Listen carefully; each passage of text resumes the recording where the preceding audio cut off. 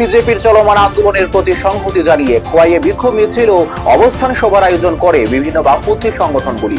এদিন মিছিলটি খোয়াই শহরের বিভিন্ন গুরুত্বপূর্ণ রাস্তা পরিক্রমা করে কবিগুরু রবীন্দ্রনাথ ঠাকুরের মূর্তির সামনে এসে শেষ হয়। সেখানে অনুষ্ঠিত হয় অবস্থান সভা।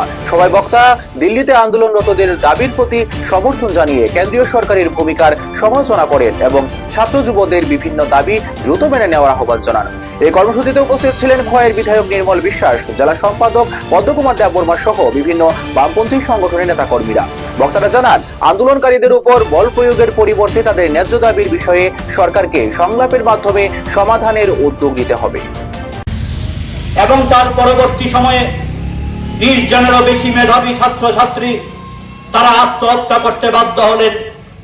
এই প্রেক্ষাপটে দাঁড়িয়ে ককরোচ জনতা পার্টি সিজেপির ব্যানার নিয়ে দিল্লিতে সুনম ওয়াঞ্চকের নেতৃত্বে সেখানে অনশন আন্দোলন শুরু হলো। কে সেই সুনম ওয়াঞ্চক? আপনারা শুনছিলেন আমার আগে কথা বলতে গিয়ে পদ্মদা বলছিলেন তিনি একজন পরিবেশবিদ, একজন বিজ্ঞানী, যার জীবন কথা নিয়ে ইতিমধ্যে সিনেমা তৈরি হয়েছে, যে সিনেমা গোটা দেশে প্রশংসিত হয়েছে, বহুল প্রচারিত হয়েছে।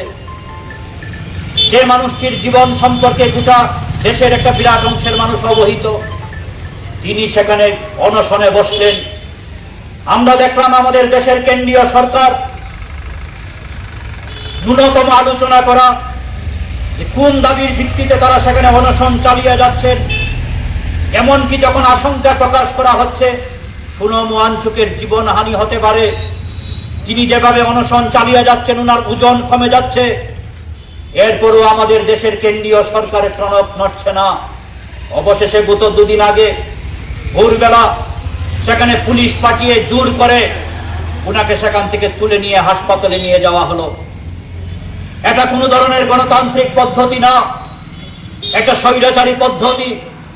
তাই আমরা বলছি গোটা দেশে আজকে যা চলছে একটা স্বৈরাচারী